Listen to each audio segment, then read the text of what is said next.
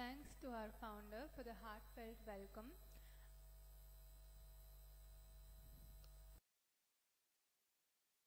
Call upon Shelvi Damodran ji to felicitate Tejasvi Surya ji.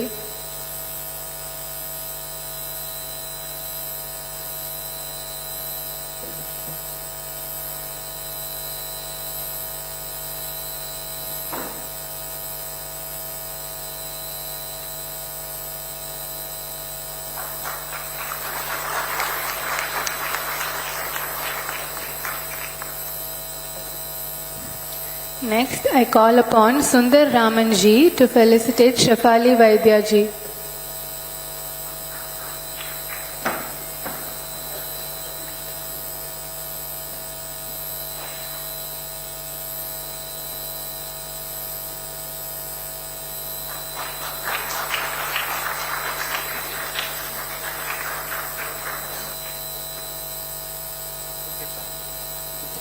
Thank you, sir. Next, I call upon our charming and endearing Shefali Vaidya ji, the Director, Veranda Club, to address the gathering. Hello.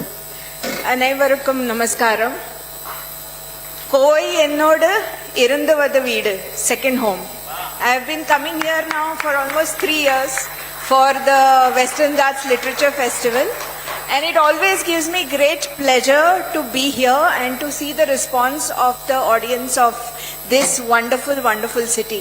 And today it's a matter of great pleasure and honor to be hosting this fireside chat with Tejasvi, who happens to be like a younger brother for me and one of my favorite politicians. I have known him even before he became an MP, and my respect and love for him was only risen.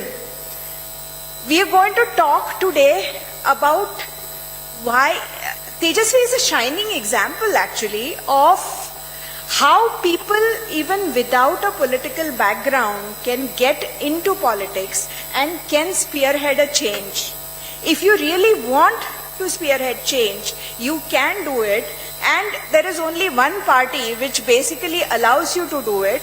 If you do not have any dynastic baggage, if you're not anybody's son or brother or uncle or wife or daughter, you can still get into politics as a self-made person and you can still make a difference.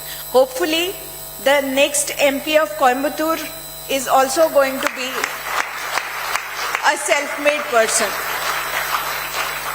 I won't take too much of your time because I know that we are all here to have this interaction with Tejasvi. But I'm very happy to see so many young faces, so many young voters, because our country is a very, very young country, and it is a country of hope. It is a country that has a bright future. That is why our Prime Minister is already talking about Vision 2047. He's not talking about the next 5 years or next 10 years. He's talking about the century. And that is something that the young have to take forward, which is why I'm so happy to see so many young faces here. I will now shift to the fireside chat, but I will be back here in this city again and again. Nandri.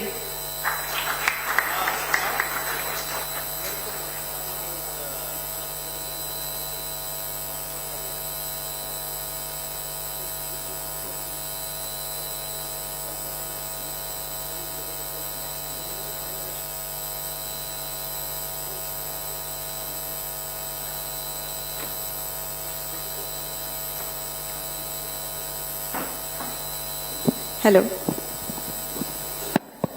So, it's always a pleasure to have a conversation with Tejasvi, and more so because I don't look upon him as an MP, I don't look upon him as this upcoming star in Bharat's politics, which he is, but I also look upon him as a much loved younger brother, whose growth has made me feel very proud, and I have been following him ever since he got into politics, and it really pleases me to see that he's going places, and he's soon about to be the second term MP of South Bangalore. He's also an aspiration for the younger generation. And today we are specifically gathered here to talk about the young voters. What are their aspirations? What do they want from governance? And why they should come out of their homes and vote? Particularly because I've just seen the latest figures from the Election Commission, and it's a little disappointing that not too many first-time voters have actually enrolled to be voters. So I want to know from you, what is it that the young, the first-time voters or even the second-time voters, people who are in the age group of say 18 to 25, have to look forward from the electoral process and how they can participate into governance?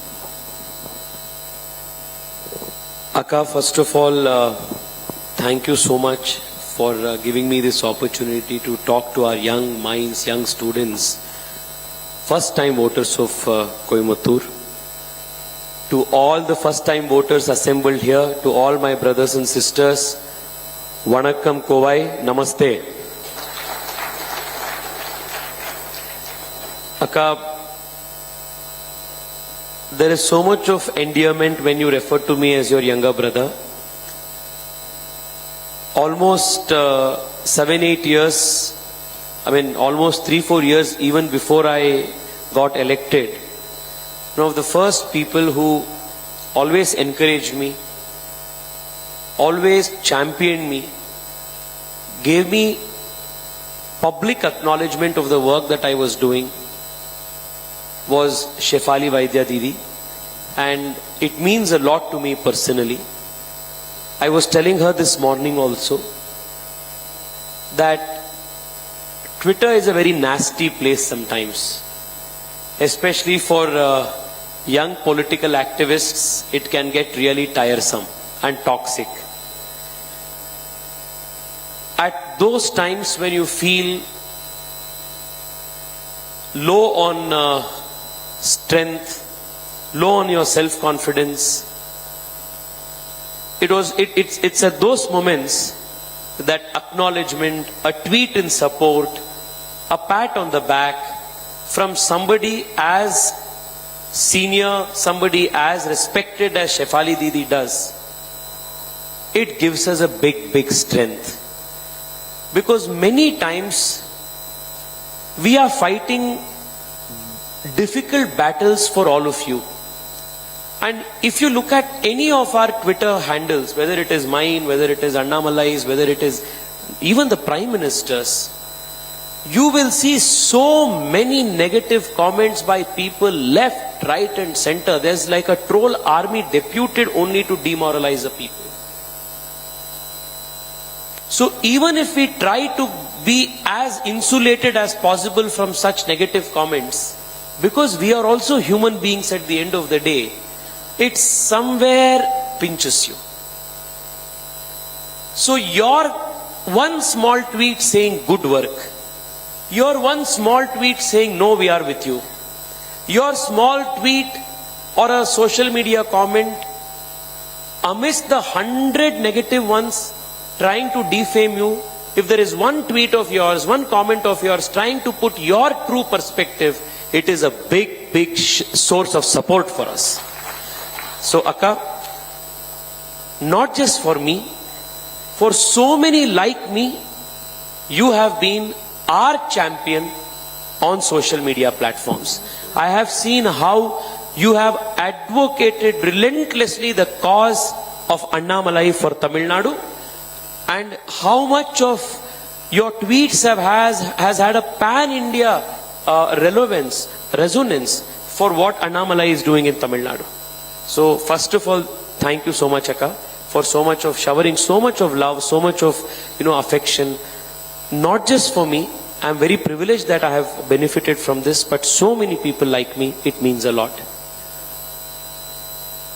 I am very happy that today we have the first time voters of Coimbatore. Many of you have participated in the quiz contest also today. Many may be wondering why you have all been, called here, why you are all assembled here in this program, trying to discuss politics of all the things. Before I go into the electoral process, what young people like you and me can do to influence the electoral process in a positive way. Friends, I want to take a minute to explain to you why our participation in the very first instance is very, very vital and critical for all of our future. Are you all with me? Yeah? Now, I want to hear noise from the back. We have all seniors in the front. Friends, are you all hearing me? Can you all listen to me? I mean, are you hearing me? Yeah? Can we see a show of hands from the last? Yeah? Great. Okay. Now, you may ask yourself a question.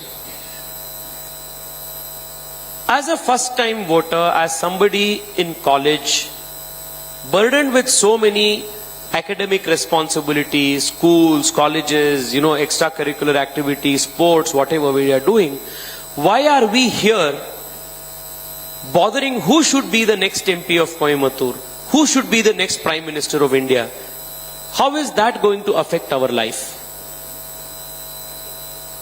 There is a very interesting saying in the English language, a very popular one in fact.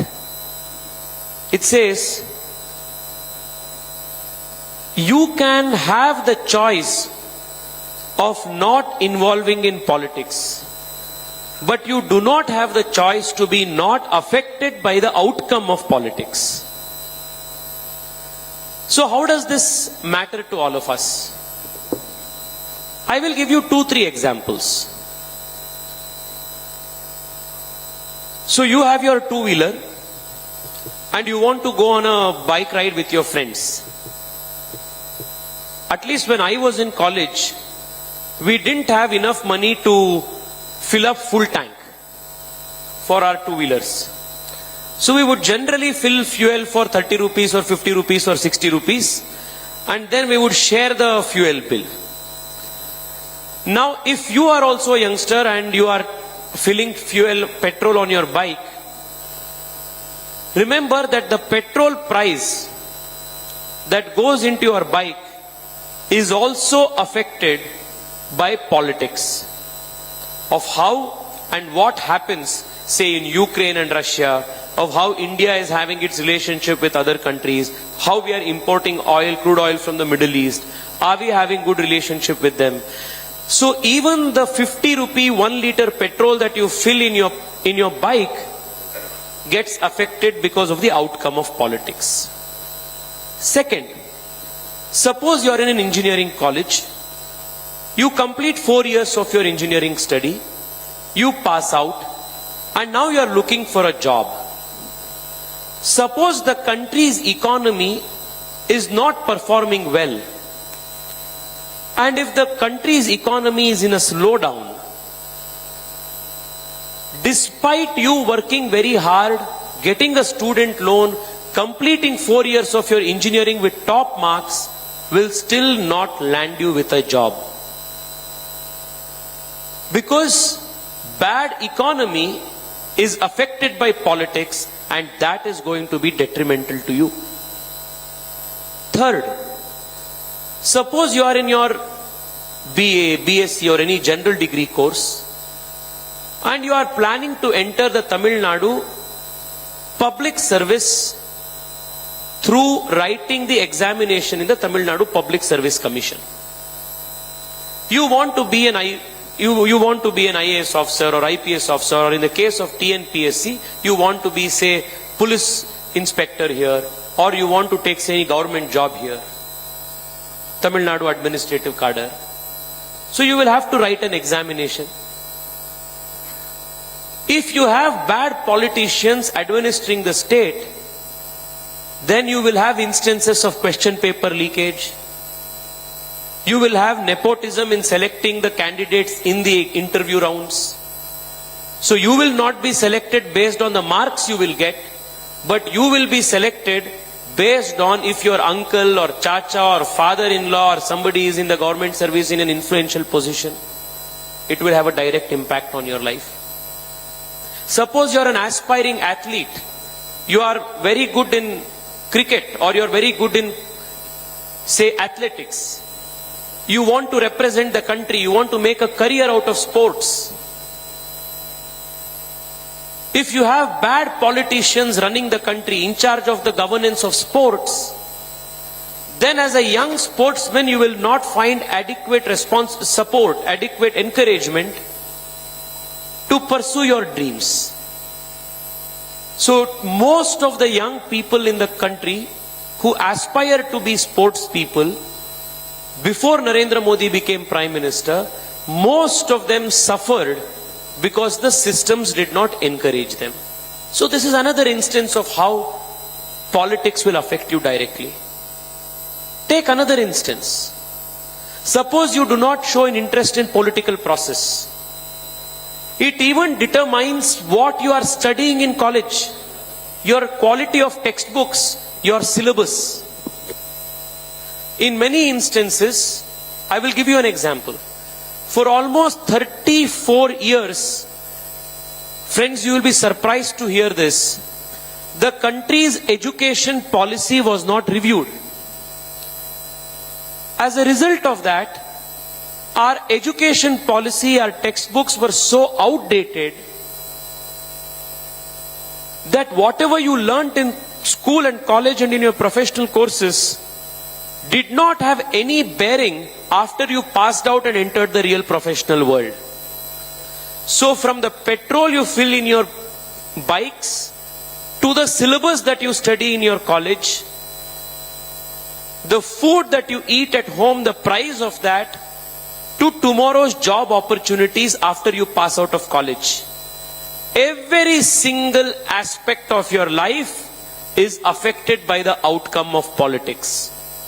Which is why it is very, very critical for young people, especially like you, who are committed to the country's welfare, who are educated, who have an independent thinking, can reason out right from wrong. It is very, very important for young people like you to participate in the electoral process and most importantly, vote at the right time in the elections. This is the one central message, one central request that I want to give to all of you, the very beginning of our opening remarks.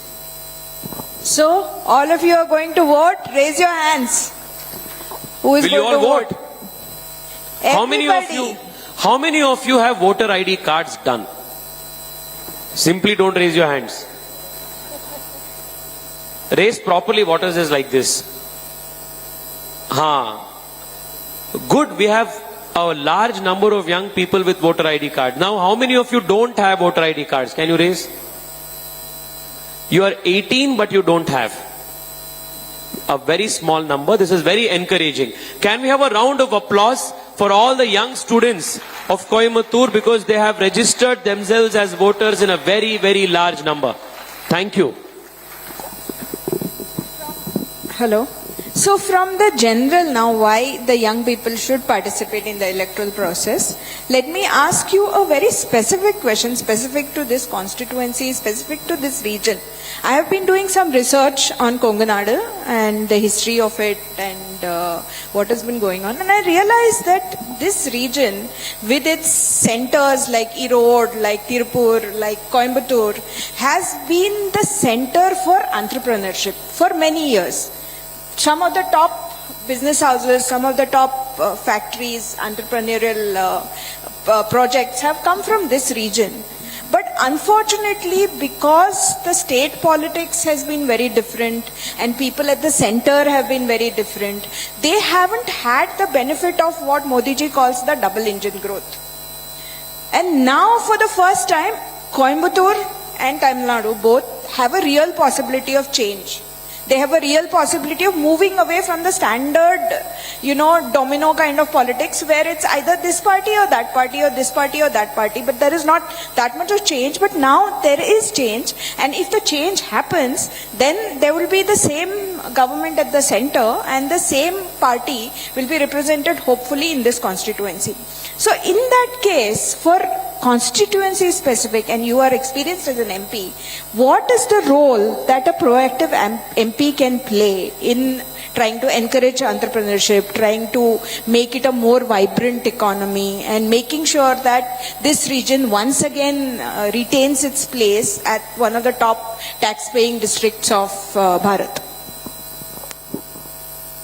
Did you have asked a very, very insightful question, especially for the young who are sitting in this audience. It is important to understand how every election cycle promises a lot of opportunities for change, and if we don't exercise a choice effectively, it also represents lost opportunities. Now you mentioned about entrepreneurship being a part of the culture of Konganadu. If you go back to the country's history, starting from Chidambaram Pillai, the story of entrepreneurship is intertwined with the story of Coimbatore and Kongunadu's growth. Absolutely. So business and entrepreneurship is in the very DNA of the young people sitting in this auditorium. That's the culture of this nation, of this region. Most of the urban centers in the country, Akka, over the last few decades, owing to neglect and indifference of governments both in the state and the center to urban centers, most India's cities have below the par infrastructure. Coimbatore is considered to be a tier 2 city. But many experts and well-wishers of Coimbatore feel that this is a tier 2 city with tier 3 infrastructure. So how do we give that new energy to Coimbatore to make it capable of fulfilling the true potential of its population? I just want to juxtapose a small lived example from Bengaluru so that I can narrate my personal experience to all of you, because it is an easiest way of communicating it, of how when we have capable, effective, sincere members of parliament from your representative in your area, and you have a leader like Narendra Modi at the center, how your city can benefit. 5 years ago, people of Bengaluru elected me to be their MP. And we got Narendra Modi elected as for the second term as the country's Prime Minister. In the last 5 years, just Bengaluru as a city has received 1,30,000 crore rupees worth of infrastructure projects. 1,30,000 crore rupees. That's amazing. Now, the Bengaluru suburban rail project was pending from 40 years. Now, what is suburban? Most of the people sitting in the audience will understand. The very name means it is a rail connectivity aimed at connecting the suburbs of the city. The nearby surrounding areas of the city, not the core of the city. That's why it is called suburb. Now, because the project was pending from 40 years, what was then the suburb of the city has now become the core of the city itself. Because so many prime ministers came, so many chief ministers came, so many MPs came, nothing happened. But what was pending from 40 years, we got it approved, and the Prime Minister said, what has not happened in 40 years, I will get it done in 40 months. Now the work has started. This is one instance, one example. Bengaluru, like Chennai, has a lot of traffic problems.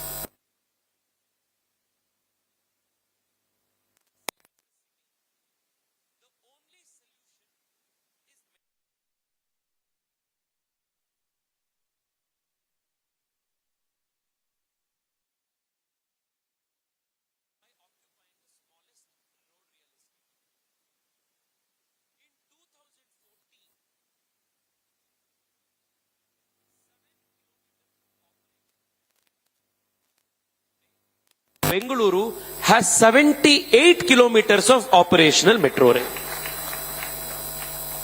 This is an example of double engine good governance. Now look at the pace at which Chennai Metro is being constructed. Compare it with, say, what is happening in Mumbai. Compare it with, say, Nagpur. Compare it with, say, states where you have BJP in the state and BJP in the center. You will notice a significant difference in the speed of construction. This is just the second example. Let me give you the third example. From the time S.M. Krishna was the chief minister in Karnataka, Bengaluru had a very legitimate demand of wanting a US consulate to be opened in Bengaluru. Now, why is this important? Many young people in Coimbatore sitting here will know, because a lot of them, migrate to Bengaluru for lack of better opportunities here. There is also a significant Kannada speaking population in Coimbatore. Many of you will know. We are the country's startup hub. We are the country's fastest growing city economy, Bengaluru. We have the largest diaspora living in United States. But each time somebody had to get a US visa stamping or US visa interview, they had to go to either Chennai or Hyderabad or Delhi. Now each time they had to go, they had to stay there for 2 to 3 days and incur an expense of 30 to 40,000 rupees minimum. Now this demand was pending from S.M. Krishna's chief ministership time, that is 25 years. The last 3 years I continuously pursued this project, and last year when Modi ji went to US, he got approval to set up US consulate in Bengaluru. This is just an example.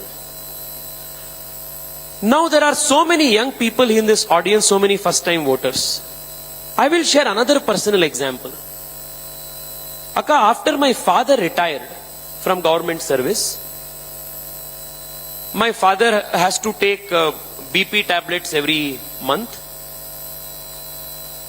So every month 2,000 to 2,800 rupees was what the cost we had to incur out of his pension funds to buy the BP medicines. Now when he was in service, this was not a point of discussion.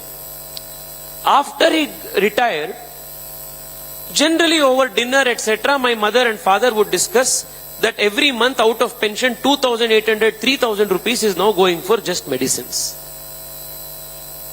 It was at that time that Modi ji had started this scheme called the Janaushadhi Kendras. Now in Janaushadhi Kendra, sorry? Akka? Okay, you want me to stand here and speak? Yeah, can you all see me from here? You want me to stand and speak here? Brothers, all those sitting piche.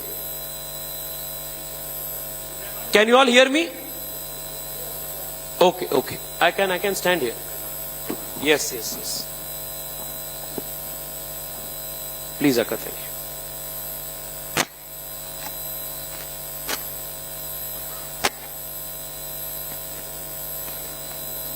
you. Yeah.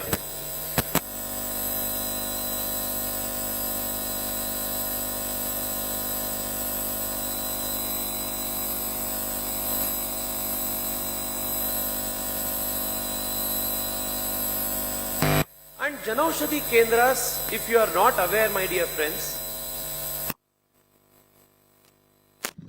sells generic medicines at 70% less than what branded medicine. Seen the impact of this firsthand. I started on a mission mode expanding the Janaushadhi Kendras in my constituency. In 2019, the year that I got elected, we had 14 Janaushadhi Kendras in Bengaluru South, 14. Today, after 5 years, we have 132 Janaushadhi Kendras in my constituency. Now 2 lakh people purchase medicines at 70% discount in these stores. The yearly savings of revenue is 25 crore rupees. Now I don't think Coimbatore today has 130 Janaushadhi Kendras. Do you have 130 Janaushadhi Kendras here? Friends, answer me. Have you seen these medical stores which sell Janaushadhi Kendra, generic medicines outside in this large number? No. You are not even aware of that, a scheme like this exists and it can be put into use. Now, when Annamalai becomes Member of Parliament of Tamil Nadu's Coimbatore, you will have Janaushadhi Kendras like the way we have in Bengaluru South, and your parents, if they want to buy medicines, if your grandparents have to buy medicines, they can buy medicines at 80% discounted rate. Is this beneficial to you or not? This morning, you took this morning, we went to Annamalai and I went to meet the bishop here, Father Reverend Timothy. He mentioned to me how his son, who came from Munich and landed in Bengaluru's new international airport, said that Bengaluru's new international airport is stunning and it is better than Munich's airport. It was in the last 5 years that we built this new international airport. And UNESCO has declared that airport to be the world's most beautiful airport terminal. I'm just giving you an example of what a good elected representative, tomorrow a leader of the caliber of Annamalai, can actually bring to Coimbatore. Akka, you will also remember, and especially the young voters here, all of you remember, that Coimbatore had faced the scourge of terror attacks.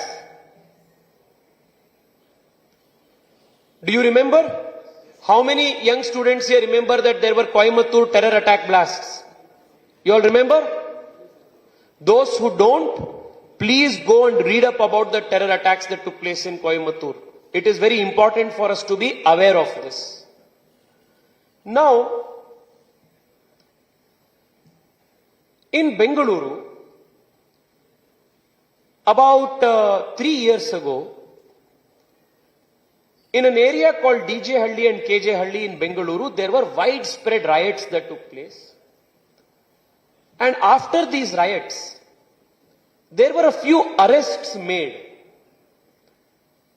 by the local police, which indicated the existence of a few sleeper cells of terror organization in Bengaluru.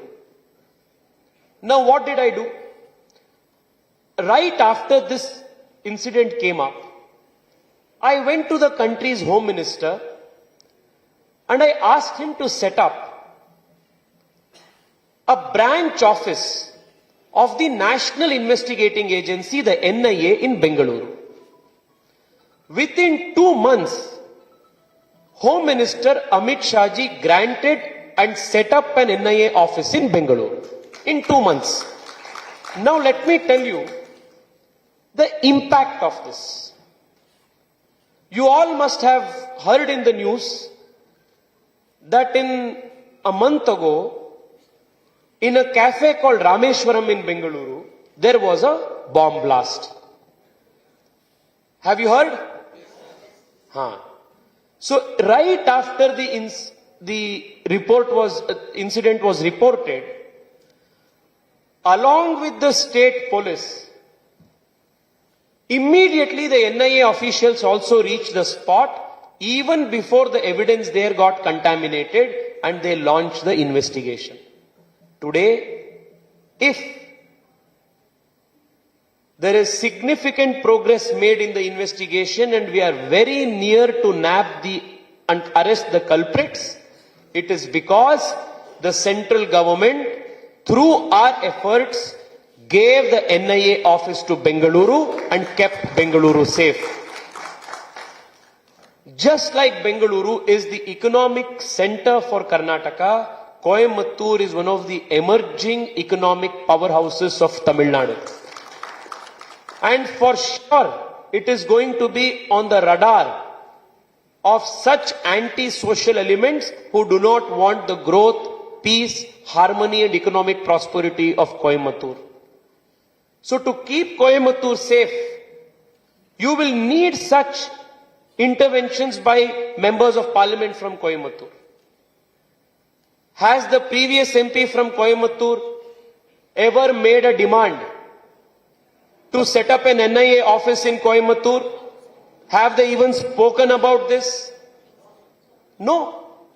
Which is another reason why you need to elect a leader of the capability of Annamalai. This is one reason after another I am telling you of how a same party MP will actually make a difference. The last reason before, I take your second question. When it was to get suburban rail for Bengaluru, when it was to get an NIA office to Bengaluru, whether it was to meet Jaishankarji multiple times to impress upon him the need for US consulate in Bengaluru, as a BJP MP, I could straight walk into their chamber in Delhi and get the work for my constituency done. That is the culture of the BJP. I don't think there is a single MLA or a single MP in Tamil Nadu who can say, I can pick up the call and talk to MK Stalin directly and get work done from my constituency. 100% that culture is not there. There was this video recently on social media that you are all seeing. Stalin is sitting here, there is another minister sitting there, and the MP candidate is standing like this. Somewhere. And then even if he was being offered a chair, he was not having the guts to sit. Now can you think MPs of this kind, with political parties of this culture, can do anything at all, any good at all to a city like Coimbatore that deserves good governance? So these are the reasons why it is very important for us to elect not only capable leaders, but also leaders who have the right vision and the connect with the ruling party at the center.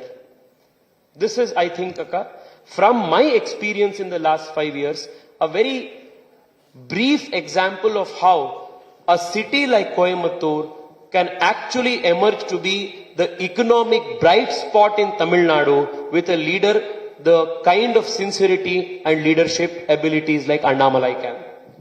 My next question to you is on behalf of one of the biggest voter groups, which is the women. I see there are a lot of women in the audience. The thing is, the Prime Minister has always talked about women-led development. He never says women's development. He never says women's empowerment. He says women-led empowerment, meaning that women are the true agents of change. Now, the problems and the opportunities that the women of Tamil Nadu face are very different from, say, women of Karnataka face, or women of Maharashtra face, or women of UP face. For example, here, the level of education is already high. There are no issues like nobody needs toilets here because they are already there. Those things are already met.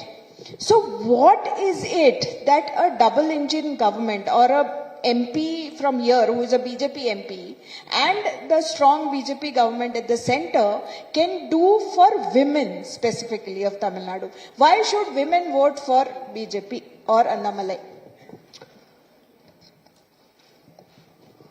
Today, Annamalai is going to be announcing his manifesto for Coimbatore. So most of the answers to these questions will be found in the manifesto itself. But I want to give you a generic answer. I see women to be natural entrepreneurs. Multitasking comes very naturally to women. I will give you one instance, Akka, from an example that I encountered again in my constituency the last 2-3 years. 3 years ago, right after COVID, 3 women walked into my office. This is a very interesting story. I want all our young friends to listen to this, especially the girls in the audience. Right after COVID, 3 women walked into my office. By their very appearance, I could make out that they were very new to Bengaluru, because the Kannada they spoke was North Karnataka Kannada, which is very different from what we speak in Bengaluru. One of them also had a small child in her arm, and you could make out that they came from the lowest socio-economic strata. And they walked up to me and said that they wanted to start a pickle making enterprise, what we in Kannada call Uppinkai. What is Uppinkai called in Tamil? So, to make this pickle enterprise, and that they had applied for a mudra loan.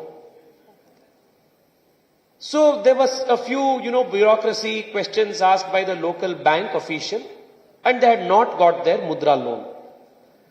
So I called up the bank manager and I told them to sanction the loan for this, provided the documents, etc., help them in getting it done. So the 3 women got a small loan of about 1.2 lakh rupees to start a small pickle making enterprise in their own house. Now, about 6 months ago, these 3 women come to my office again with 3 large baskets in hand, with so many, different boxes and, appalams and all of these, roti, this, that, everything in the box, all packed nicely with a gift wrap, this thing, and they gave it to me as a gift. And I asked, what is this? They said, we started with a seed fund of 1,20,000 something rupees. We were the 3 people. In the veranda of our house, we had started this enterprise. Today, we have 16 people that we employ, and all over Karnataka, we are giving this. We are supplying this to all these different stores. We even got an order from More to officially supply to More. And now that we have put our child in this good school, because we are able to afford the fees to pay to the school, I was very happy.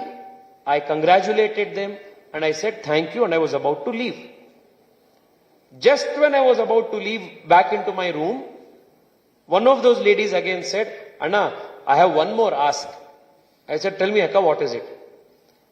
They said, our relatives are telling us that in Australia and in Middle East, there is a large demand for appalams and pickles. We want to export it. Can you help us get an export-import license?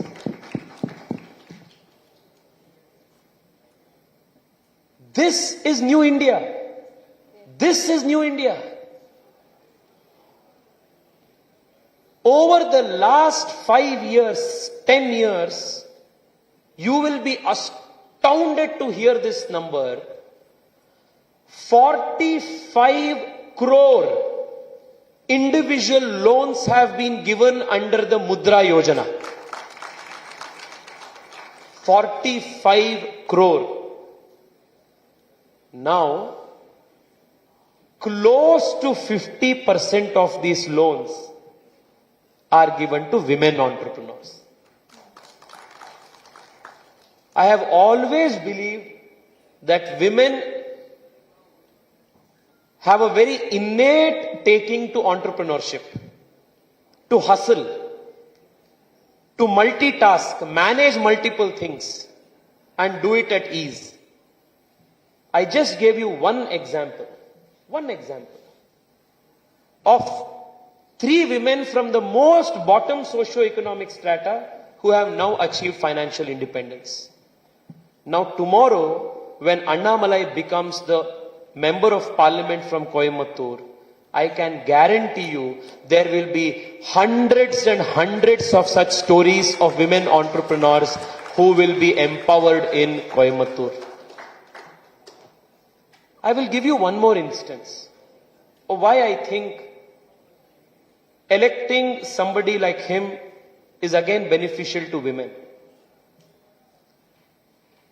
Again, I want to give our own experience, Akka, because it's easier for me to relate and give. In cities like Bengaluru, in cities like Coimbatore, especially the young girls sitting here, most of the girls are all exposed to social media. Do you all have Instagram accounts? The girls here, can you raise your hands? Those who have Instagram accounts, Facebook accounts, Twitter accounts, you're all active on social media, no? Over the last 6-7 years, the cases of online harassment of women is on the rise. Using artificial intelligence and deep fake technologies, our young girls are being exposed to vulnerabilities by certain people.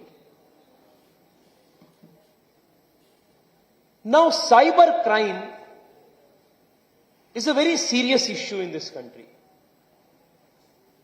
And the more and more digital that we are becoming as a society and as an economy, the more vulnerable we will become to digital and cyber attacks.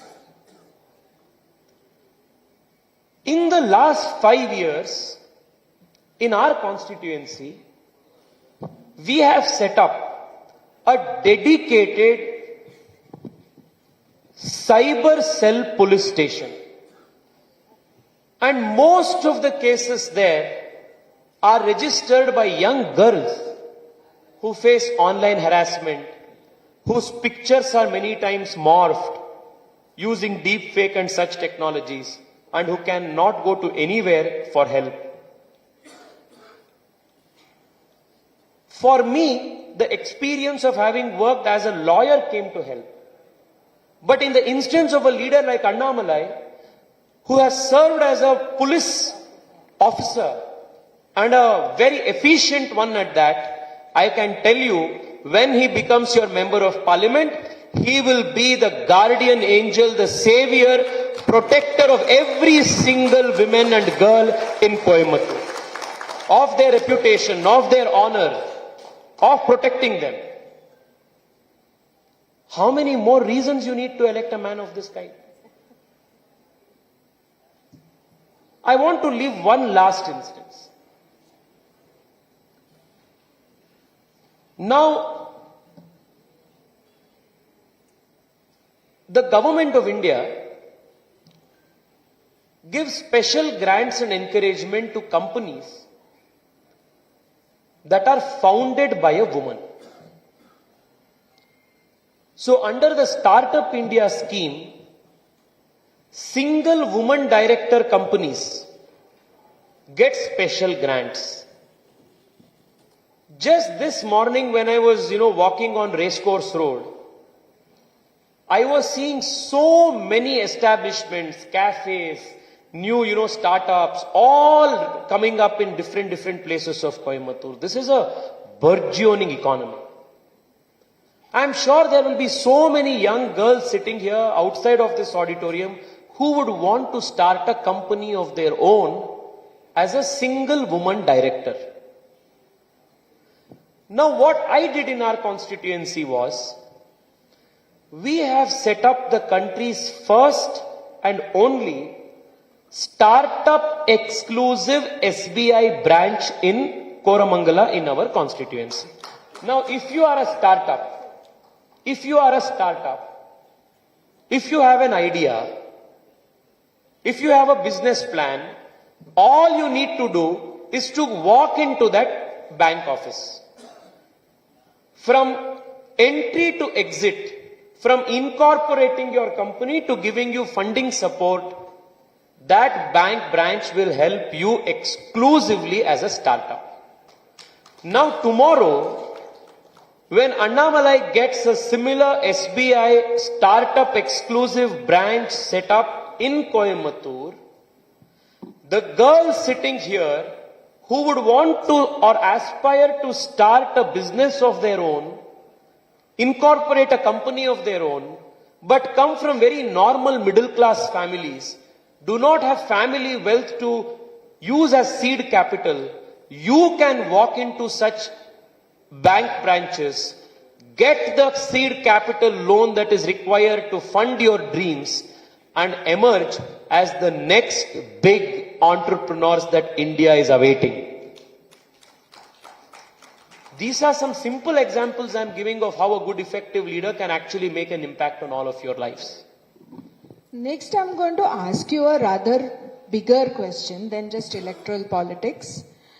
There is propaganda which is done by regional parties, mainly from the south and some central parties also, that your party is basically a north-centric party. It's a cow belt party is what they call it. And here are the full questions. So they're trying to say that north and south are basically two different countries culturally. We are artificially together, but south has a different culture and north has a different culture, and that is why the MP of Wayanad has also said that the north thinks differently, the south thinks differently, and there's a very dangerous game being played here of secessionism and of trying to say that the south, that collectively, is basically cross-subsidizing the north. The south is more educated, more entrepreneurial, paying more taxes, and the north is a burden. That's why Bharat as an entity is artificial, and at some point of time, South India should secede. At least that is the most dangerous narrative that's being played. Yes. First of all, before I ask you that question, I want to ask this audience, do you think that North India is not India or only you are India? Or do you think you are a part of one country, regardless of where you go?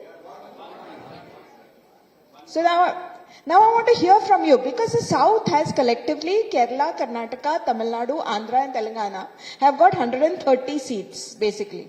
And the constant criticism that is laid against BJP is that, okay, you may max out in UP, you may max out in MP, you may max out in Rajasthan, but South mein aapka kuch hai nahi. You don't have a presence here. You are an MP from Bangalore South and you have travelled extensively. So what is your opinion on this? So first of all, Akka, I am not just an MP from Bangalore, which is south of Karnataka, south of India. Even there I am MP from South Bangalore. So I am uniquely qualified to speak on this north-south divide. Now, for a very long time, those people, those interest groups, which do not wish well for the country, do not wish well for the integrity of this country, have always tried to create artificial fault lines among people and tried to divide them. Now, why is this important? Now, suppose there are 5 people sitting in a room. You know, this audience is sitting here. Okay, now I want to emerge as the leader for people sitting here on the left side of the auditorium. Now my easiest is, I will start telling that those sitting on the left side of the auditorium are very, very different from those sitting on the right side of the auditorium. Now naturally what I will do is I will start putting in a sense of you are different from him in so and so ways. Now, who is it going to benefit at the end? It is benefiting me. But now that I want to prove that you are different and he is different, I will start inventing the arguments to say and prove my theory of how you are different from mine. Now I will start saying, see, on the left side, I see more girls sitting than boys. We are different. I see on the left side people wearing blue shade shirts more than the one sitting on the right side. On the left side, I see, boys a little more well built than the boys on the right side. So I will even say that their genetic makeup is different. So when you have to push an argument to already prove your prejudice, to already buttress your biases, then you will start finding new and new arguments. You start innovating arguments. Now, this is exactly what has happened in the case of the Dravidian parties trying to say that the north of India is different from the south of India. In the last 3 years, I have traveled 3 lakh kilometers across India, almost every state 2 to 3 times. And I can tell you, Akka, with absolute conviction, that the more I travel India, the more I realize how one we are. Now, when I went to Manipur, I have seen your pictures as well. Many friends, our young friends from Tamil Nadu will be very shocked to know this. I want all of you, after this program, to go on YouTube and search for traditional Manipuri food.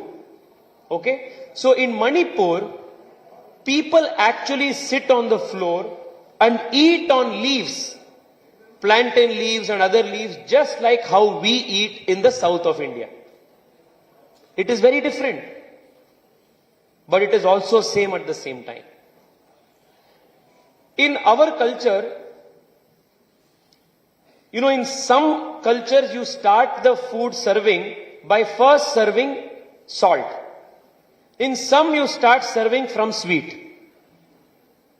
Even in Manipur, I was told that there are certain cultures where they start serving with salt and some with sweet. There is so much of similarity. Now you go to Manipur, our BJP Karyakartas put the shawl around you and then they welcome you and say, welcome to Manipur, the land where Krishna stole Rukmini from. This is how they introduce. From there, you go to, say, Ayodhya. So when I went to Ayodhya, one of our Karyakartas put a shawl around me and said, sir, welcome to Ayodhya, the land of Ram. You are coming from the land of Hanuman. Because Hanuman is, Karnataka is considered the birthplace of Hanuman. So there is so much of similarity. Our epics, our itihasas, the Ramayana and the Mahabharata, they have united us. Why was the Prime Minister at Ramanathapuram? Why was he at Srirangam? Why was he in Lepakshi in Andhra Pradesh? He was in all of these places because that was the route that Rama had taken when he was on the way to Sri Lanka. Now, at least from my experience, I can tell you, in Karnataka, you will find at least 100 villages, 100, where people will say, sir, Sita's earring fell here, or Arjuna had slept here during Vanavasa, or some such instance. Now forget everything else.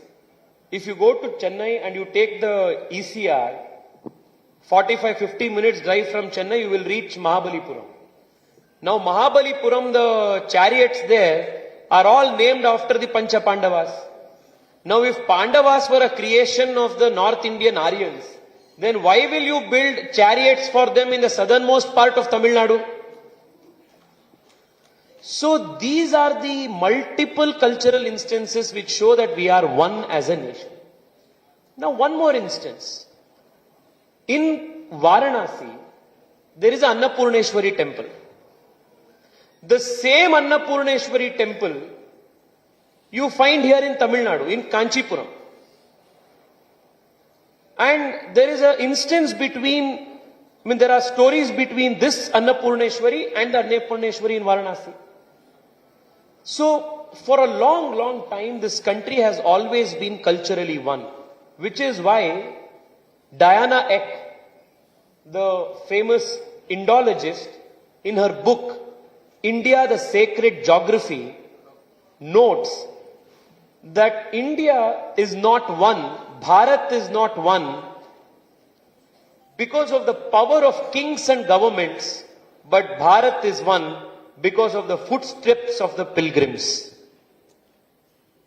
So we have always been one as a nation, we have had this oneness everywhere, but unfortunately to prove the cultural prejudices or political prejudices of a certain party, arguments are being invented every single day, from genetic to linguistic, to try to prove that we are different. And I am very confident that in the coming years, the young of Tamil Nadu will reject such bogus arguments whole and soul.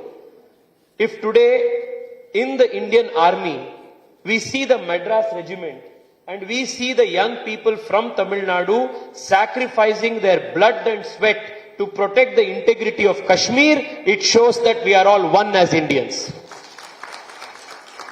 When General Bipin Rawat's body was being brought from the Nilgiris from St. Wellington, right, Nilgiris, Wellington to Chennai, there were literally lakhs of people who came on the streets and paid their respects to General Bipin Rawat. How can you say that this is not a part of the country? These are all, like I said, Akka, bogus arguments that the young of Tamil Nadu are waiting to reject at elections. Very well said. I could never understand that in a land where 1,000 years ago Rajendra Chola went to the Ganga, he took Gangaikonda as his upadhi and got the water from the river and put it in a tank and built a whole new capital called Gangaikonda Cholapuram. People from that region can say that we have got no connection. You are absolutely right.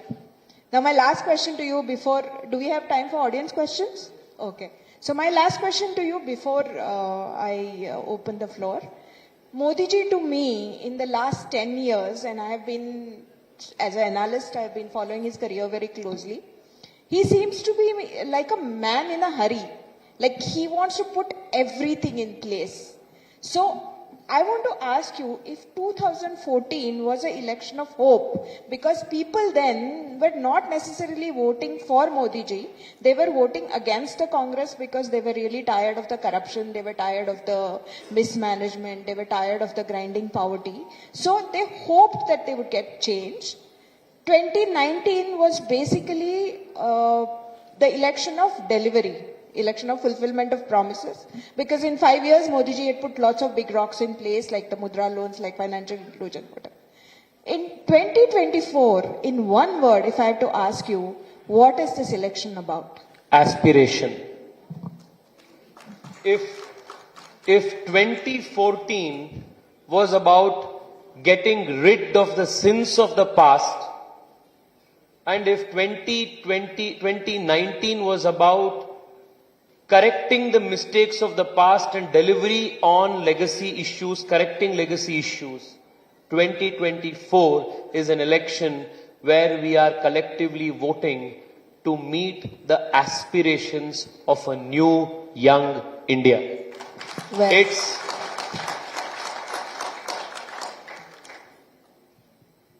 Didi, to be very honest, in the very first question you asked, the very first question, and then we digressed.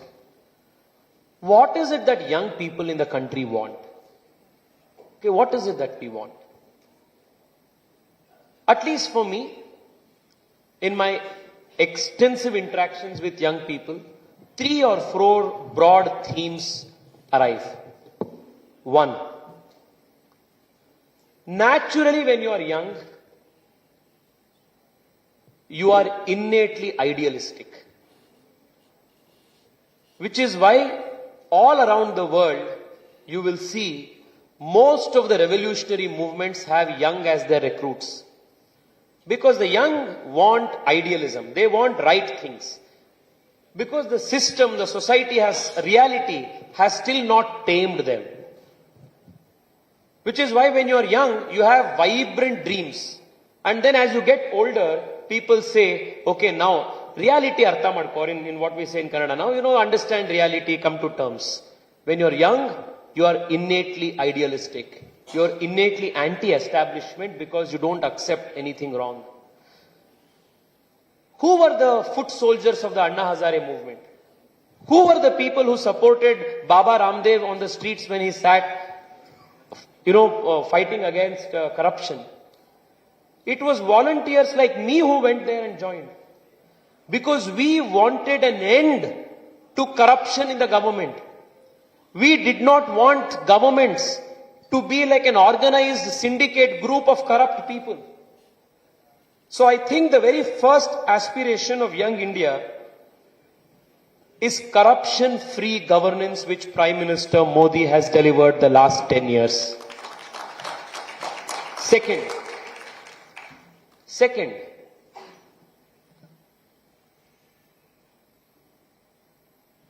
Akka, I have traveled, like I said, 3 lakh kilometers, whether it is Bihar, whether it is Ladakh, whether it is Arunachal Pradesh, or whether it is Coimbatore or interiors of Coimbatore, my friends here will be a testimony. Which young Indian today does not want to wear nice clothes? Who does not want a standard of living? If you go to hinterland, if you go to these small stores, you will find hundreds of counterfeit Adidas, slippers, Adidas shoes. In some cases, you will find these sunglasses. It will not be Ray-Ban, it will be Ray-Bon. Have you seen them? Have you seen? I'm asking the young in the audience. Ray-Ban will cost you 8,000 in a showroom. But Ray-Ban will look almost similar. You will get it at 150 rupees on the street. And you will still see a young guy taking that Ray-Ban and wearing and just going on his bike. Now this is aspirational. This aspiration for a better standard of living, better quality of life, this is what is fueling the dreams of young India. Now, the young of India know that only fast-paced, stable economic growth can actually provide them this kind of an upgrade in standard of living.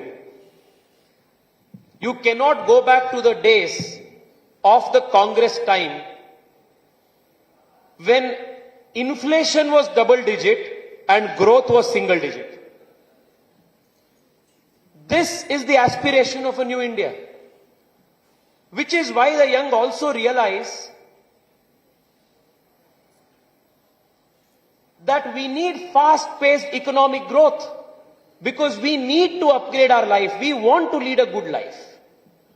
Now let me give you another interesting statistic. I'm sure a few of you who follow me on social media would have come across this sensational headline in the last few days after I filed my election affidavit. Tejasvi Surya's assets increased 30-fold. You may have seen this. And suddenly you had all these, leftist ecosystem, the Wire, the Quint and the likes, publishing these big headlines. Sensational headline. BJP MP Tejasvi Surya's affidavit says that his assets have increased 30 times in 5 years. Now, naturally, you are a politician, people will be, bhai, kuch to kiya hai lo, bada. Like, something you would have done. Then niche you will have comments. Tell us also the secret. How did you make, your assets grow 30-fold in 5 years? Now it's a different matter that, it's because, when sensation headline is put, nobody goes into the article. Nobody goes to see that when you start from 13 lakh rupees in your first affidavit 5 years ago, even if you would have come to 25 lakh rupees, the headline could have said Tejasvi Surya doubles his income in, in 5 years. Okay? Now let me tell all of you young people. 5 years ago, 2017 I had started my law firm. So apart from my earning as the salary that I get as an MP from Bangalore, my primary source of income is my law practice in Bangalore. In 2019, I started investing in SIPs. I started with a 1,000 rupee SIP in the mutual funds. Okay? Over the last 5 years, I would save every penny and immediately invest it in the mutual funds or stock market or, capital markets. In 2014, when Modi ji became Prime Minister for the first time, India's Sensex was at 25,000. Today, India's Sensex is at 75,000. So, if you had put 100 rupees in an index fund in 2014, by natural course of action, it would have become 3 times in the last 10 years. And do you know who was the smartest investor in the last 10 years? Why not? Rahul Gandhi. So Rahul Gandhi goes all over the world bad-mouthing the Prime Minister, says Make in India is bad. He says, Startup India is not working. He says Digital India is not working. Throughout the world, he goes bad-mouths India's economy. But silently, he has invested in India's capital market. And he is from 14 lakh rupees, around 6 crore rupees he has earned.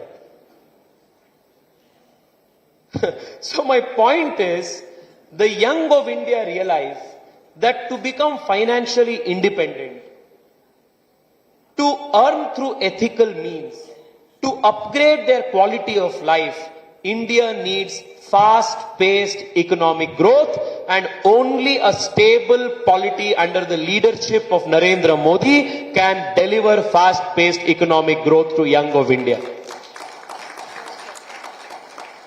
The third and the last point as to why I think the young would want the Modi government again. I want the young in the audience to actually do this exercise. Okay? Over the last 10 years, India has registered the least number of communal riots in the history of the country. This is a very important point on which I want all of us to reflect upon. The last 10 years has seen the least amount of communal riots in the country.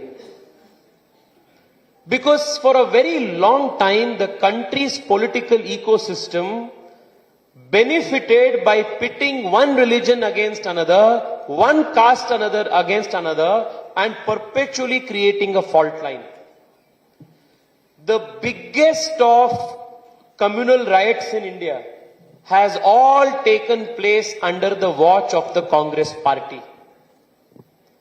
The young of India are fed up with communal politics. The young of India want to reject politics which pits one community versus another community. The young of India are fed up of politics that divides the country in the name of religion. We want a politics that unites people, that prioritizes development and growth, and creates an atmosphere of harmony and fosters a national spirit.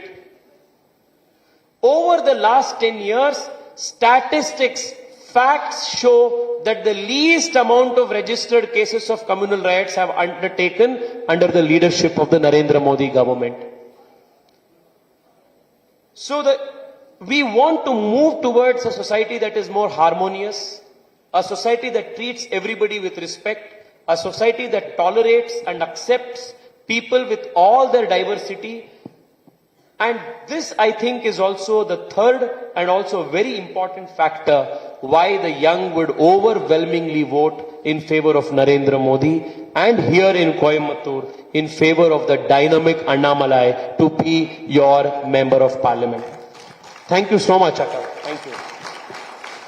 Before I open the floor to questions, I just hope and invite you as a curator of Western Ghats Literature Festival that in October we should see a session with you as the second time MP of South Bangalore and Annamalai as the first time MP of Coimbatore.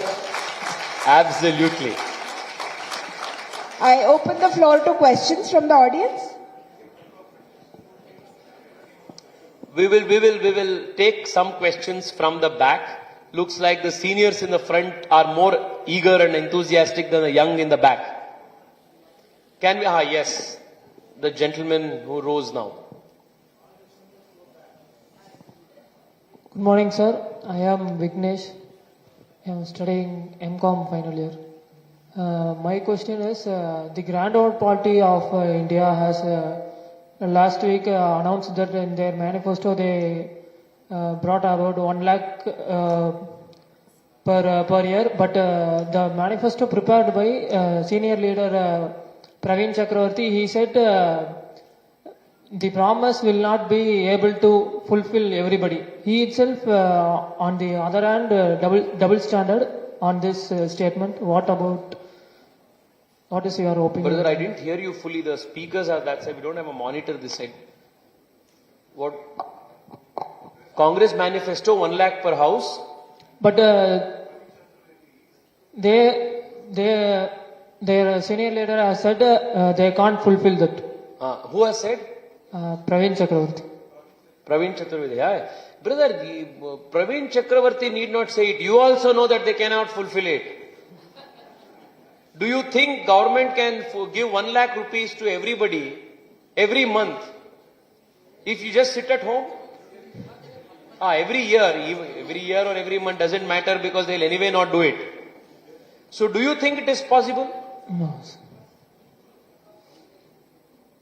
From a very simple perspective, if you sit at home without earning any money, can you become wealthy? Can somebody take care of you?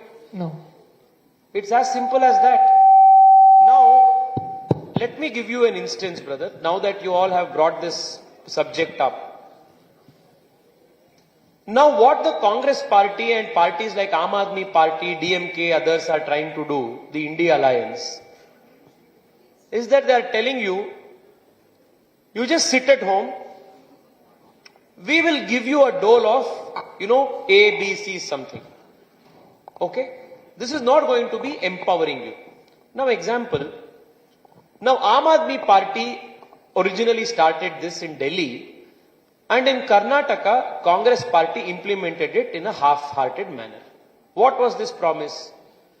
That 200 units of electricity we will give you free every month. Okay? Now, where will you get money to give 200 units free? Those who are already paying money, the bills of those people increased. So earlier, if we were getting 500 rupees as electricity charges, we were now getting 3,000 rupees as electricity charge. So this is cross subsidization. This is one model. The second, you will take a loan somewhere. Now Karnataka government has already breached the FRBM limits and they have taken mad loans everywhere. And almost in just last 8 months, on an average for every Karnataka person, 35,000 is the new loan that the state government has made. Now, who is going to be paying these loans? The future generations will keep paying these loans.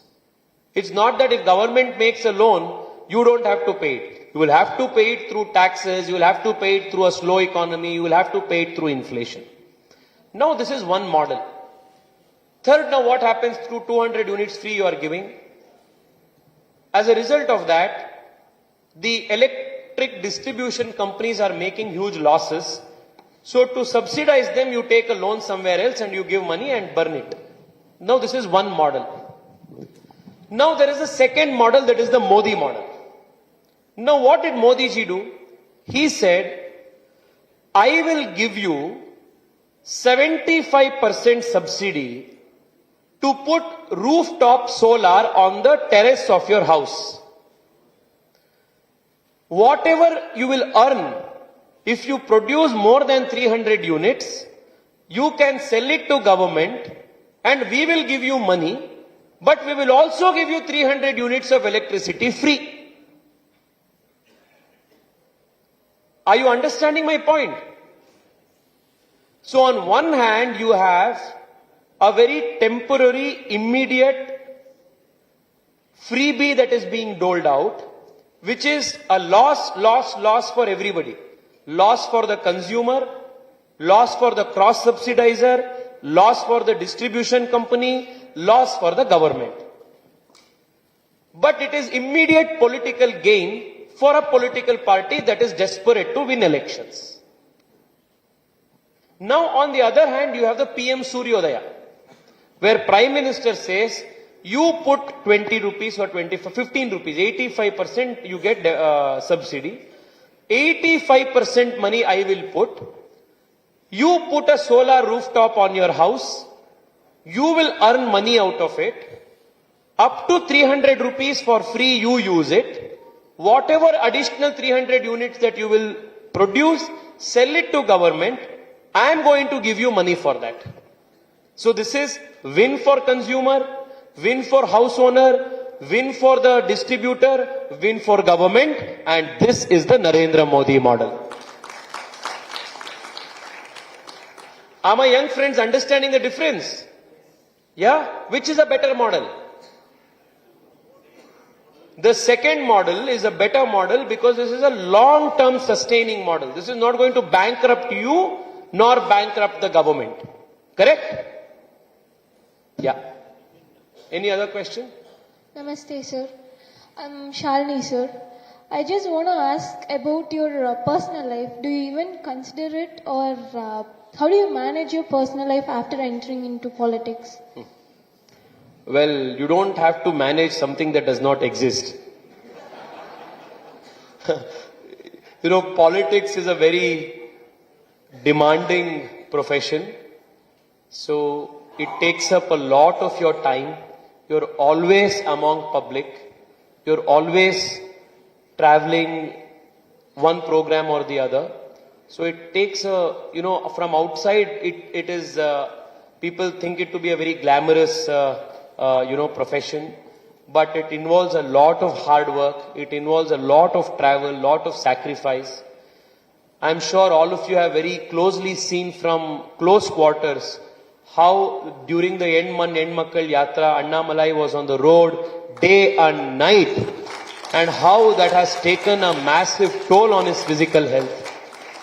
So this is a very demanding profession. So whatever little time you get, even if you get, the 15 minutes by yourself in the shower, or 10 minutes you wake up and you have 10 minutes before you start getting ready for the day. I think you start valuing those 10 minutes, 12 minutes like a very precious 10 minutes. So I think that's what it is. And honestly, all those family members who belong to a political person's family, they must also be greatly respected because they sacrifice a lot. So I think that is what it is. Yeah, thank you. Anything else? Yeah, the young guy there, yeah. So, I'm Chandru from Kongunada Arts and Science College. So most of the EDs are under control by BJP. What are your thoughts on it? ED. Yes, sir. Brother, because most of the corrupt are with DMK. So naturally the perception is that a certain political party or organization is controlling a particular institution. Now, forget the ED for a minute. Do you believe that the courts in India are at least independent? Brother, you believe courts are independent? Courts. Court. High Court, Supreme Court. Courts are by the government, right? No, they are part of the government setup, but they are function independently, no? Yes. So, assuming for a minute that ED is a handmaiden of the BJP, is in control of the BJP and puts a case on somebody because of political vendetta, they can go to court. Yes. They can go to court, and if the court finds that there is no evidence, they will be released. They will be acquitted honorably.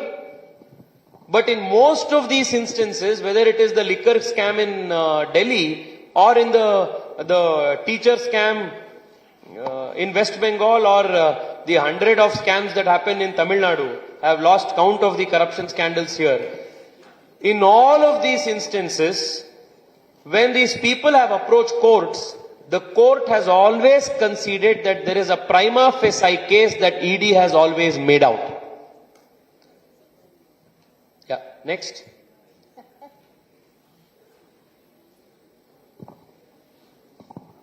So good morning. It's very interesting to see, young people participate in this interaction. It also gives an insight on what you're thinking. Go ahead. Sir, good morning. My name is Benjamin. Sorry? My name is Benjamin Steve, and I'm from Kongunada Arts and Science College. Go ahead, brother. I'm not able to hear because of the mic. Yeah, Benjamin, go ahead. Sir, my question is that first when I saw you, you were a very young, talented, educated. And, have I become old now? No, I'm just saying my view right now. And you look really cute, I think so. Cute? Yeah, why not? Everyone is cute in the world, right? Brother, I am straight. Okay. So my opinion is, since you are a very young member of parliament, as a future generation and now young generation right now, I want to participate in the future politics. So if I want to get into politics, what would be your piece of advice on that? Thank you. Benjamin, I would want you to come to politics. I would want young people like you to come into politics in large numbers, because the country needs young, sincere, hard-working young people to come to politics. Otherwise, this country will not change. But let me also tell you,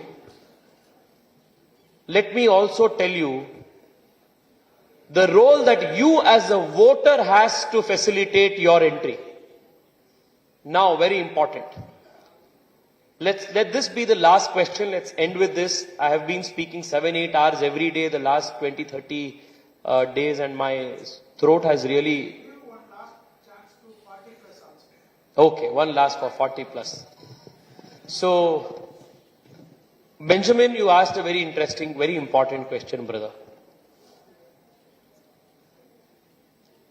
I have worked in the BJP for at least 7-8 years, even before I became an MP. Let me tell you that a lot of young people try to come to understand politics, to enter politics, but they go back disillusioned. The attrition rate is very high. Do you know what is the reason? The reason is it takes an enormous amount of money to fight elections in the country and emerge victorious. You know why it needs a lot of money? Because, one second, brother, this will decide later. Now, before you want to aspire to become a leader tomorrow, my request to all of you is to become a responsible elector and a voter today. Okay? I will tell you why. Now, look at this. If election comes, whether it is an MP election or an MLA election, you know the kind of money DMK and ADMK and such parties spend here. For one MLA election, they spend 30 to 40 crores. For an MP election, they spend something like 50 to 60 crores. Do you have 50 crores to spend on an election, Benjamin? Does anybody in this audience, the young people sitting here, please raise your hands. Even if one person has even 10 crores to blow on an election, please raise your hands. Anybody here? Not a single hand is going up. Why? Because we don't inherit the kind of monetary legacy and political legacy that Udaynidhi Stalin has inherited, brother.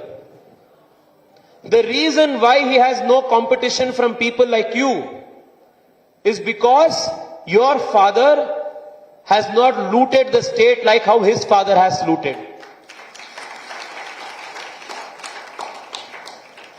Now, what that does is, young people who come from normal families, somebody like an Annamalai, they will never stand a chance in politics if people like you do not support him.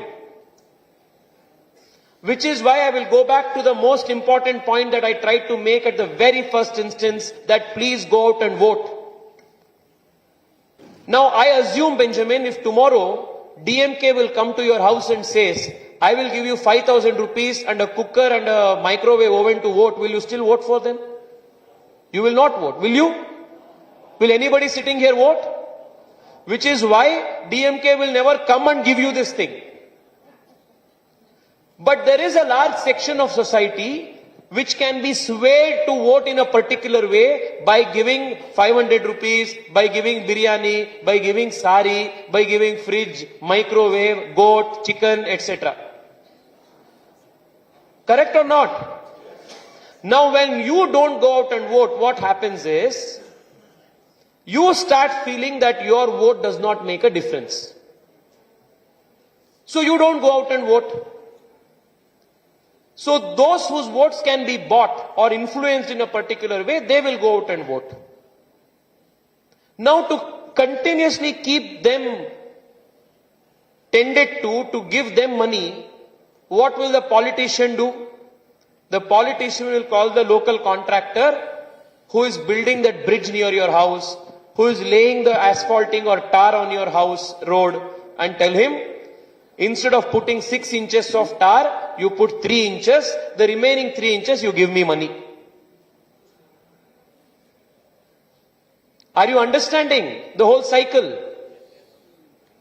So what happens? The road that is supposed to last for 3 monsoons will only last 1 monsoon. Why do you have so many potholes everywhere in the city? It is because of this political corruption. Now, because there is already a minister, and the minister has already made so much money, and to fight next elections, you will again need 50 crore rupees to win that election, to fight that election, because these guys have made elections so expensive, and they anyway know that people like you whose money, whose votes cannot be bought, will not anyway come out and vote. What will he do? He will say, I will spend 55 crores in this election. Instead of giving 1,000 rupees per vote, this time he will say, I will give you 3,000 rupees per vote. Now, will you be able to contest against it? Will you even dare to join a political party and say, I will also contest, give me also ticket, I will also contest? The reason why young people have a glass ceiling, who come from normal families have a glass ceiling, they can never enter politics, is because of this. So naturally what happens? You go, you are aspiring for a ticket from Coimbatore or from any other party, any other seat. You have to spend 50 crores. You don't have 50 crores. So who will be contesting? The son or daughter of that minister only will contest. And all of us, like, poor souls will go behind these people doing jai jai for them all of our life. Are you understanding or not? So even though you will be capable, even though you are far more capable than any of those people put together, you will still have to do chaprasi work for them because, you don't have the 50 crore that he has, that his father has earned through illegal means, looting the state to win and fund his son's election. In Karnataka, you will be shocked. Congress party announced its candidates. In 12 seats out of 28 seats in Karnataka, daughters and sons of the sitting cabinet ministers are the candidates.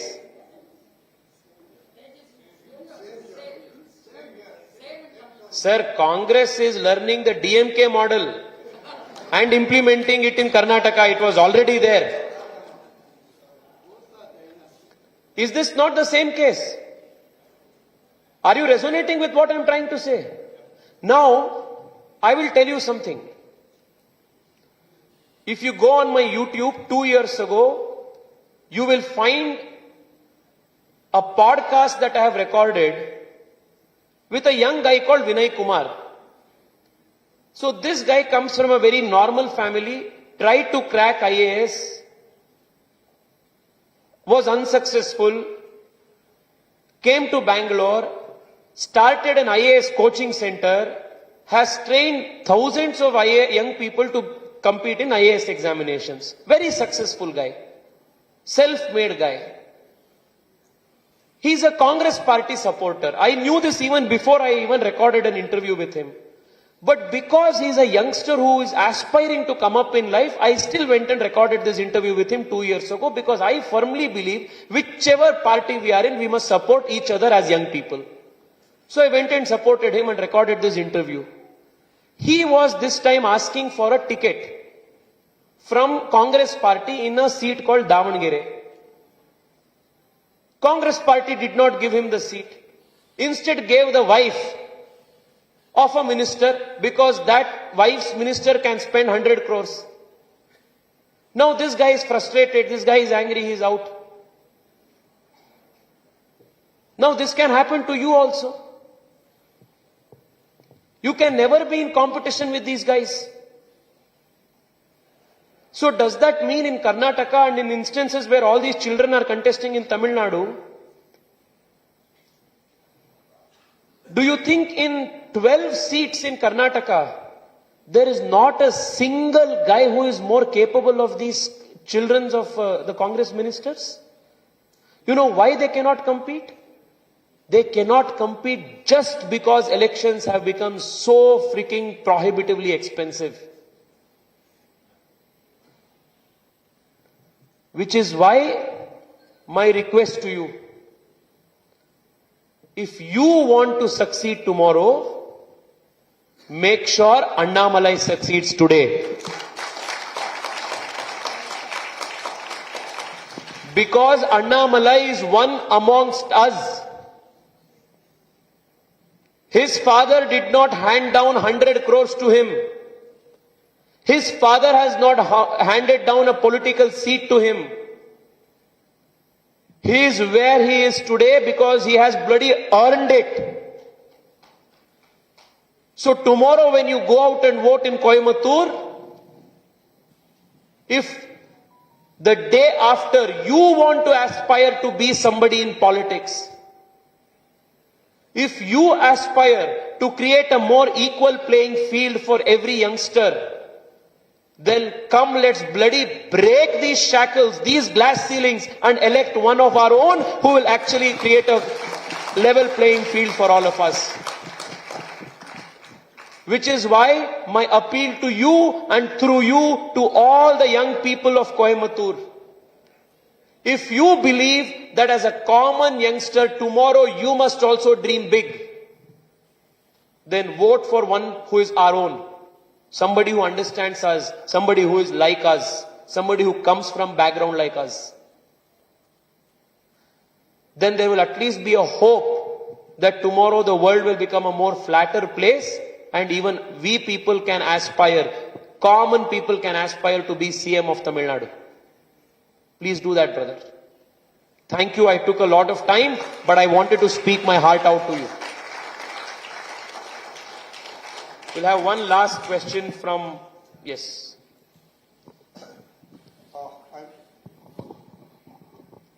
Congratulations for your successful completion of 5 years and all the best for the next 5 years. We are sure that you will win the next election. Coming to the point. So I'm going to talk for the youth. The biggest problem now Tamil Nadu is facing is drugs. And Coimbatore having 500 institutions, colleges and schools. And it is becoming a dangerous thing for Tamil Nadu and Coimbatore. And it is for the sake of the future generation that Annamalai, a policeman, should take over Coimbatore.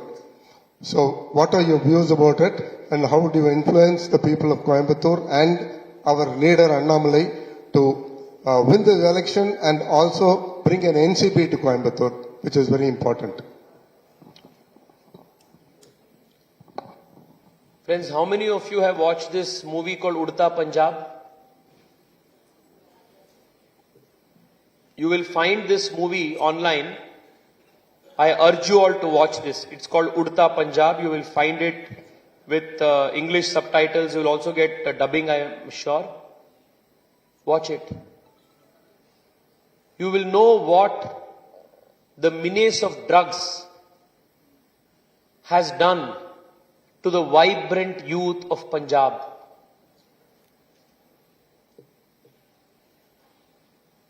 Now, the DMK is not just a political party.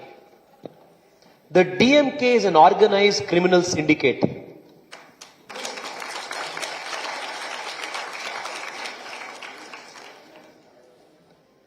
And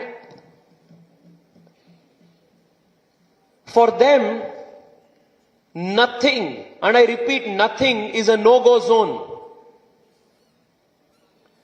If it will enrich them, they will do anything, even at the cost of selling your future. As a lawyer, I have seen from close quarters what debilitating impact drugs have on the lives of young people. Addiction to drugs kills you. It renders you soulless. It makes you lifeless. It takes away the very life that beats within you. It is the most dangerous thing that can be done to a country, a state. So to all my young friends here, my request to you is this. Please, please stay away from drugs. And also please stay away from the next thing that is as dangerous as drugs, that is the DMK. Because it's these very people who are facilitating this drug trade in Tamil Nadu. There is a lot of money for them to make out of it. And they are doing it your cost, your future. They don't care about you, man. I'm telling you very honestly. They care two hoots about what is going to happen to you. You are just a number for them. A statistics. That's all. And if you become a slave to drugs, remember that the only people who will suffer are your parents, your sister, your immediate family. Nobody else will come to your rescue. I have seen young guys who are working out with me in gyms. Robust, strong, muscles of iron, falling prey to drugs within a matter of a few months, looking like walking skeletons. Just 1 week ago, I had the unfortunate instance of having had to bid farewell to a young guy who was volunteering for various NGO activities in our constituency, but was a slave of alcoholism. He was only 27 years old. He had a breakup with his girlfriend, and that triggered him to take to alcohol. Morning to evening he was drinking. He would wake up, his father was telling me he would wake up at 5:30, 6 in the morning and like morning coffee starting drinking. He died a few weeks ago because of multi-organ failure. Certain issues should be beyond politics. And this is one such issue. And unfortunately, when the ruling party itself will be in cahoots with drug syndicates trying to sell and facilitate selling of drugs to you and people like you, then there cannot be a bigger instance to reject such parties, reject such politics, because that is taking away the very lifeblood of the youth of the state. Reject the DMK, there cannot be a bigger reason than the drug mafia that they have started in Tamil Nadu. Do this for your own welfare. Do this for your welfare. The last 10 seconds I want to tell you this. You know, the last 1 hour we have been discussing A, B, C, D. We told, vote for Modi ji, vote for Annamalai, make Annamalai MP, do this. Let me tell you honestly, don't bloody vote for any of these reasons. It doesn't make a difference to Annamalai or me if tomorrow he is going to be an MP or not. These elections are not about electing anybody to make him a minister, make him MP, make him MLA, nothing. These elections are not even about making Modi the Prime Minister for the 3rd time. Let me tell you what this election is. This election is about your future. It is your future that is at stake. So when you are going to vote, please vote selfishly. Don't vote for somebody else's sake. Don't vote to make somebody else something. Vote so that your interest and your future is protected.